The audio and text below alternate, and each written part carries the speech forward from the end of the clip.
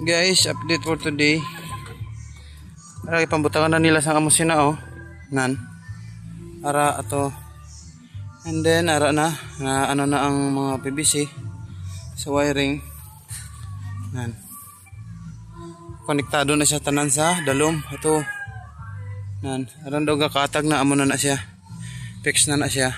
Ato. Nan. Ari pa. And then okay na ni siya. Siguro manigurong kwarto. Tapos nakabutang na siya. Hari amo na siya sa CR. Ato man CR sa piyak.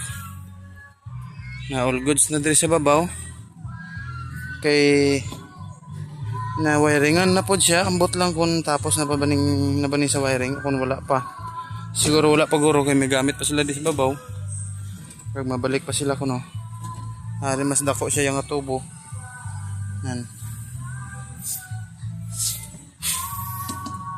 Na wiringan na ni siya. Waiting na lang ni siya siguro sa buhos. Ni siya ang sa CR. Shower ni siya guro. Tapos ariyahanan sa tubig. Lagyan sa tubig. O kung ato guro sa piyak ang ariyahanan sa tubig kay dodako to siya. Kaya na siya tapos may ara siya sa tubo diretso sa beam. O pasaka pa babaw. Okay na siya diri sa babaw. All goods na tanan. Tapos na may ara na siya abang para sa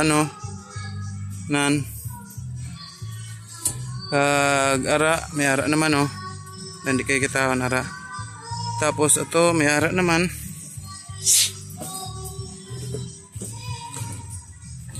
Palapitan naton. Ari nugbutang paniguro ari. Tapos nabutangan naman siya dawel. Kag na-prepare na nila ang sa hagdanan. Ara 16 nga kabilya. Apat man dito para ni siya sa hagdan. Bali ang ari nga apat guro amo ni siya ang dungkaan sitong apat nga ara sa dalom kadto diri. And then may abang naman siya diri. Pati ato may abang naman siya. Kagara may abang naman. Kagara abang na may abang na tanan. Okay na. And then dito sa ubos nagbutang kami sang dugang nga brace sa beam. Support niya. Kag nag-ilis kami dito sang nag-ilis gidungaga namon sang tukod sa dalom kay iban may ara mga tukod nga lubi. Sige sigurado na lang ibutangan sang kahoy mao gani. Para mas pag-on siya. Kag mas panatag. Bisan nga bugat sa babaw hindi siya maano. Okay, ato ang bukid di bisa kitaon. And then ato ang island gamay kayo. Apit na siya matupong guys sa Talisay. Pag masagpunan pag ni siya pababaw pagid ara way na dulaon niya na mataas pa ni siya siguro.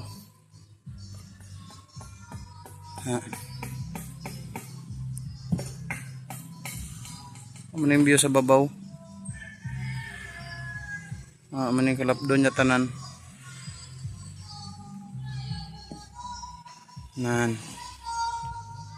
Kalapdon niya. Ano siya ang pinaka limpyo na gud niya. Naman siya kalapad sa babaw. Dire. 30 kalapad. Okay guys, thank you. That's it for today. See you in next video and God bless.